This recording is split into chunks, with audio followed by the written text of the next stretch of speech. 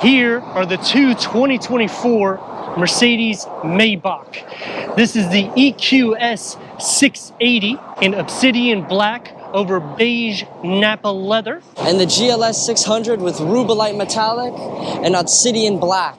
With this comparison review, this is all new for Mercedes. I'm Anthony. And I'm Issa. From Hawkeye Rides, and I'm going to touch bases on the pros and cons and the problem that I have. So up front is going to get full digital lighting, and I like how they incorporate the grille similar to the GLS600. The similarities happen on the lower air pocket, with this one being a lot better than his. With LED headlights in daytime running, and the 3-point badge on top of the hood, with the Maybach badging across the enlarged chrome grille. Whereas on the EQS, you're going to get the chrome highlights on the lower, and you'll have more of that boomerang for the side air pocket. Both are going to have front and rear parking sensors and a 360-degree reverse camera. And the paint configuration alone on the GLS600 we're showing today is at $18,500. It's literally almost the price of a Toyota Corolla. First, I like to start off with my car has a 4.0 liter V8 bi-turbo. His is electric. It's not as good as mine. With 550 horsepower, with 538 pound-feet of torque, with a 9G-tronic automatic transmission. That might be true, but you're getting a 0 to 60 at 4.5 seconds. With the electric variant, 4.1 seconds, because you're getting 649 horsepower, 700 pound-feet of torque. And that's paired to a single-speed automatic transmission. It's a dual motor setup, and charging time is going to take about 12.75 hours on a level 2 or a 240 volt. Quick charge DC, 10 to 80%, 31 minutes. Whereas this beast is getting 14 MPGs for the city, 19 MPGs for the highway. When I look at this, I don't look at MPGs, I look at status. I look at a billionaire, a millionaire, an entrepreneur.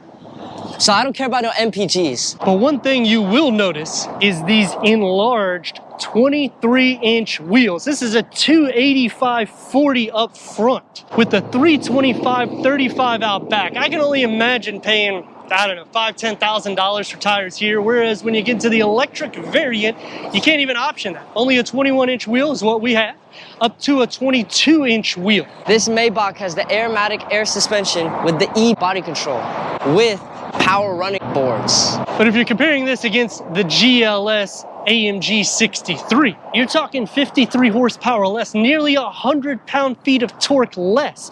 So even though you're getting the rear axle steering at about 5-degree turn radius, it's still going to be less performance with a more rich price tag. Whereas on the EQS600, you're going to receive the Airmatic air suspension with this. It also has a sporty design. Fenders are going to still flare out. No power running boards, but deployable handles. This is the same platform as the EQS.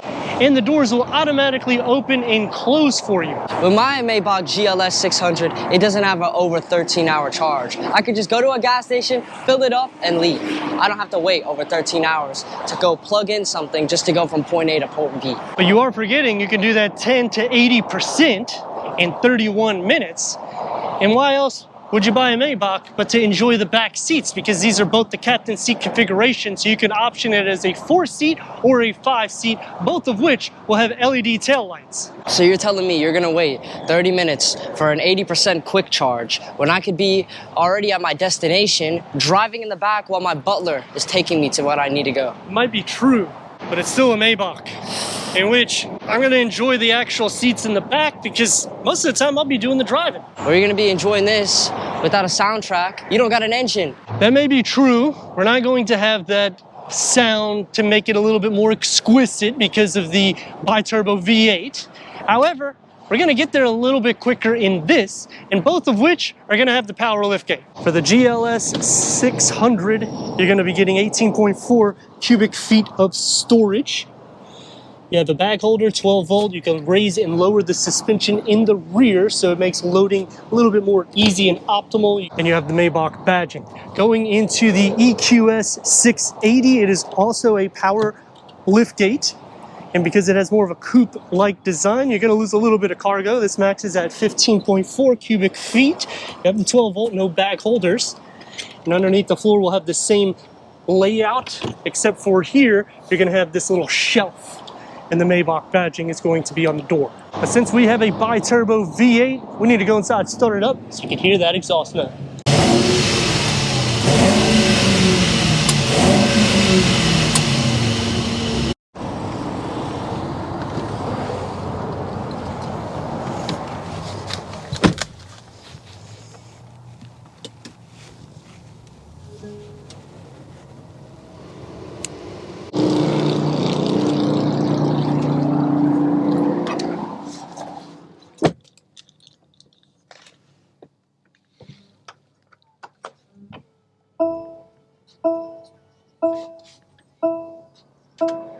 Power seat adjustment with the fine Napa leather, heated, ventilated, massage, memory for the passenger and driver. Fine Napa leather, heated, ventilated, power seat adjustment with soft pillows for the headrest, perforated with the piping, memory for the driver and passenger. EQS680 headroom and leg room. You're gonna notice that the EQS is gonna have some more space, predominantly because we have a full pass-through to start off with, but we also have that hyper screen, so technology is going to be implemented here, and on the passenger side you could do basically the same configuration that is on the center cluster here. Ambient lighting is going to surround the top part of the dash, and it encases into the door panel.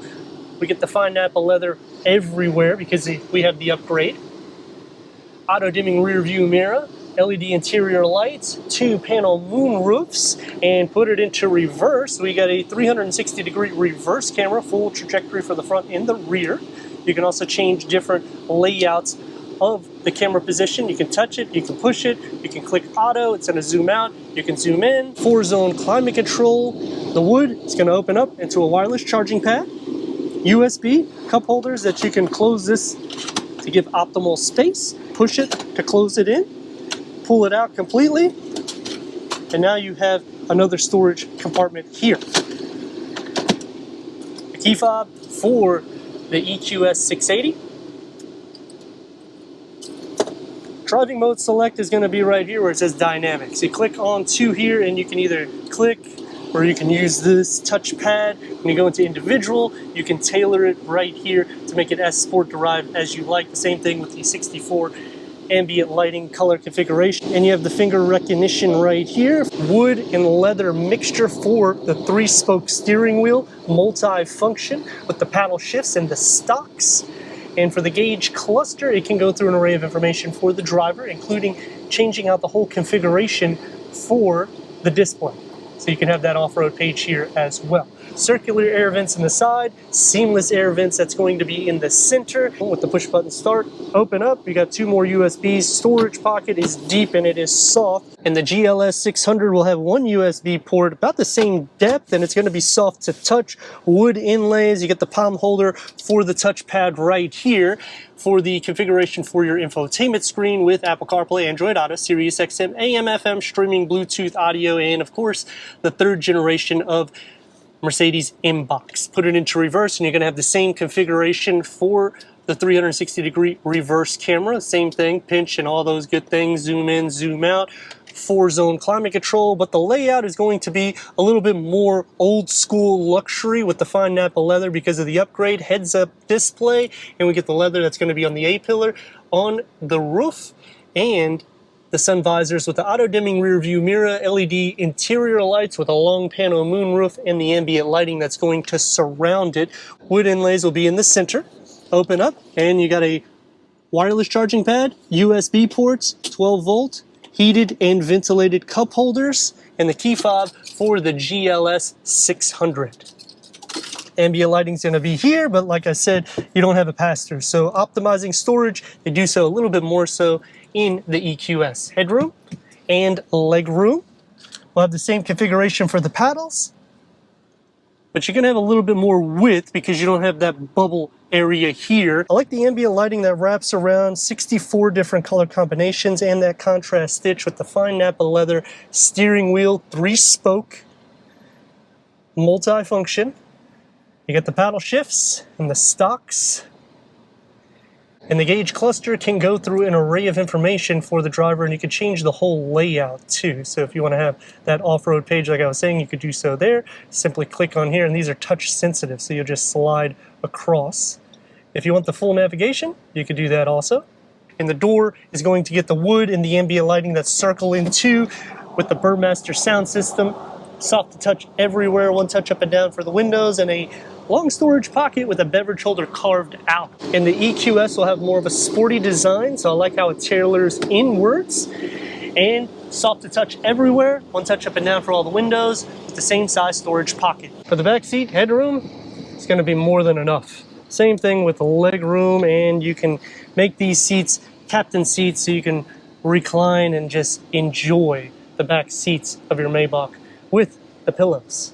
Power folding seats, obviously, heated, ventilated seats, and we have the inbox in the back that you can go through an array of information and comfort for the back seat, including the massage seats. You can also go into the settings, and here you can open up the blinds on both, so you get a little bit of that vitamin D, and it's pretty hot, so we're going to close it. And you can do the same configuration for the power sunshades on the side. Get a little coat hanger here with an air vent in the center. Push this, the wood's going to electronically open up. Maybach is going to be shown. Heated, ventilated cup holders and a storage. And open up inside, and it's a deep storage pocket with so much more connectivity. Takes care of everything, even a wireless charging pad. What vehicle would not have a nice little storage in the back? And this is a little pass-through area here. The door is going to have the same configuration with that ambient lighting, soft to touch, one touch up and down for all the windows, with a long storage pocket and a beverage holder carved out. And auto doors that will open up. For the GLS600, headroom and legroom. Ambient lighting is going to be surrounded with the Maybach badging, storage behind both of the front seats, dual climate control, and you can obviously recline these seats on both sides. Air vents on the side. In the center here, heated, ventilated cup holders, and you have the wine holders right underneath it. Area for your smartphone with a wireless charging pad, USB ports on both sides. So you're taking care of with connectivity. It's going to be soft. This opens up. It's going to be a deep storage pocket. And back here, open this wood. You have for these champagne glasses. And of course, you have the refrigerator to keep your champagne nice and cool. I like the wood that comes into the back because it just stresses that rich, old, luxury, exquisite look. Ambient lighting for the panel moonroof, Burmester sound system, air vents, and power sunshades that will go all the way into the back. The wood comes into play, soft to touch everywhere, one touch up and down for all the windows, and if you want to put that moonroof, you can just do so on both sides, with a smaller storage pocket. The all-new EQS680 Maybach. Is it going to live up to the name?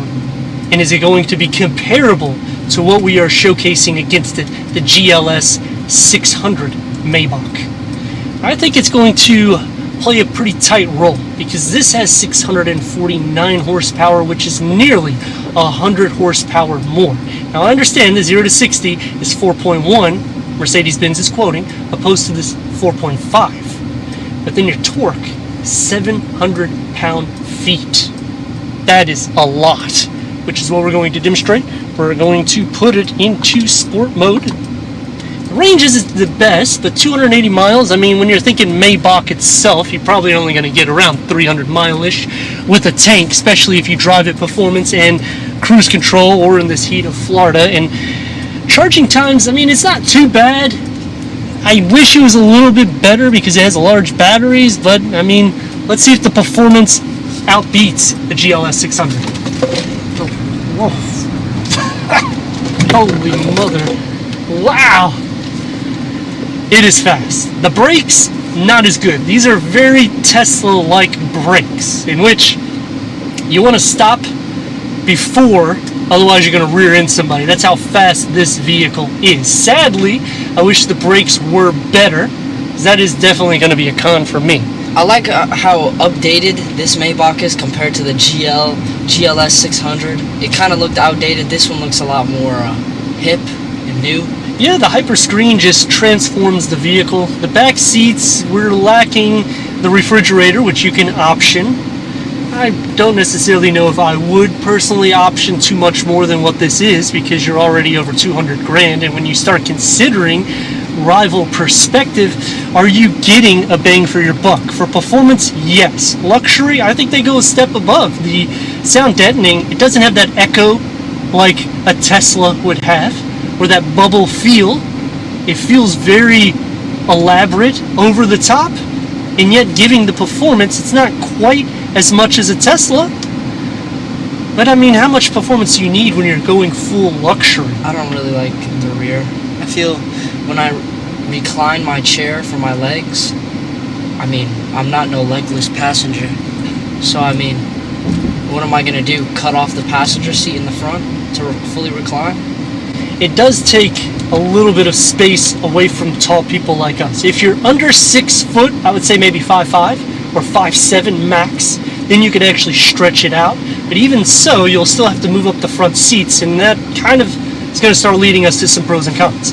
The pros, you've heard quite a bit. Performance is there, you got the hyper screen, soft materials, you don't hear anything from the exterior. But on the cons, if you want the full leather for the whole vehicle, that's an extra price. Refrigerator, that's an extra price.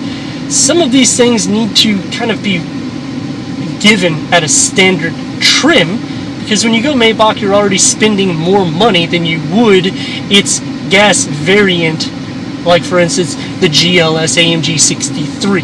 You're going to save maybe 10 to 20 grand. That's going to be faster than the Maybach, and it's still faster than this.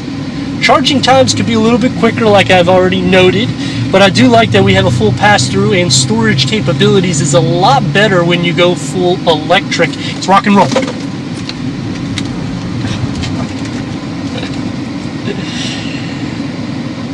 Any faster, and I'm gonna go to jail for the whole weekend. And a lot of points on my license, and it's already hot outside. I don't want to go outside. Steering to the vehicle is light, so for maneuverability it's not a problem. It doesn't feel as heavy, it doesn't feel as long or as wide as the traditional gas variant. So this is a little bit more of that everyday blend, and yet you're still getting most of the head and leg room for the first and second row. You will be losing cargo capacity, but it's a give and take when you're going full electric. You don't get a frunk, which you do lose some storage there, but because they have carved out so much in the interior, I can let that slide. The problems that I have with either of the variants is when you're starting to hover at a 200 grand price point. If you're going BMW, that's going to be a faster vehicle. Going against rivals like Rolls-Royce and Bentley, this is definitely the blend to go to, because you're getting something that is a little bit more futuristic, and yet you have the technology of the 21st century and the drive. I don't like the fact that the speakers are in Bose and they're Burmaster, but I do like how they cut my fingers. But I also don't like how the fact that it does not have a digital camera being $200,000. The digital rear view mirror would be a great option to have, even though the vehicle isn't that long. It's just to have it, especially when you start going into this price.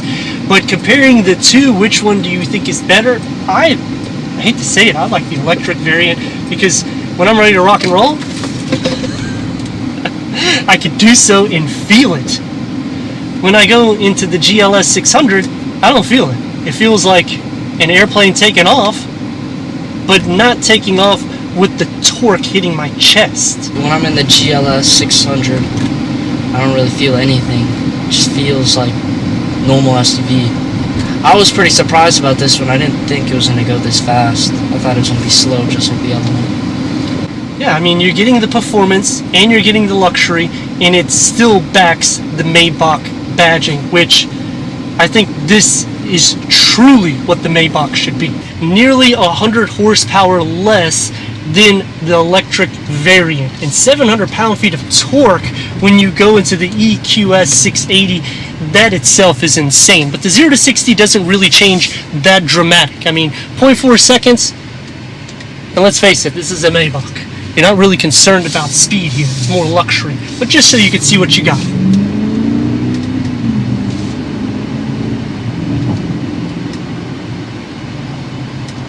more sealed up ride, very quiet. What do you think, Issa? It's pretty quiet. It's making me fall asleep, actually. So for the long journey, I mean, you're gonna relax. You got augmented navigation that has been upgraded through this new third generation in-box technology, and the adaptive cruise control and lane keep assist is the best in class compared to any of its rivals, whether you go BMW, Bentley, or Rolls-Royce. So I like that you're getting the new technology, but you're not getting all that implemented in the interior because we're not getting the hyper screen. I mean, the hyper screen in the EQS680 is one of a kind. It really transforms the interior. Plus, you get a full pass-through. So those are a couple of cons that I have right off the bat with the GLS600. And unfortunately, another con for me is I can't hear that exhaust note. And when I'm thinking of bi-turbo V8, if I go into the AMG 63 in this, I can hear it. It roars, but it's also faster. Over 50 horsepower more. Nearly 100 pound-feet of torque more. You also gotta think though, it's a luxury car. It's not completely made for performance. Yes, that is true. But when I'm spending around 200 grand, kind of want a touch of everything in one world, all encased in an SUV. The biggest problem with this car, in my opinion, is the lack of technology. I think it's a lot more outdated compared to newer BMWs or newer cars, especially for the price of it being around 200K. Yeah, when you're comparing this against the EQS680, I think they go that extra step further. And I guess the big problem that I have is you're not really enjoying a Maybach driving it so much. It's more to be driven by a chauffeur. And let's rock and roll.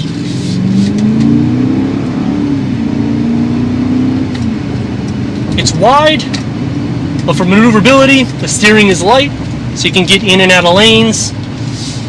It feels dominant on the road. 23-inch wheels opposed to the 21-inch that we have on the EQS680. I feel this drives just as smooth.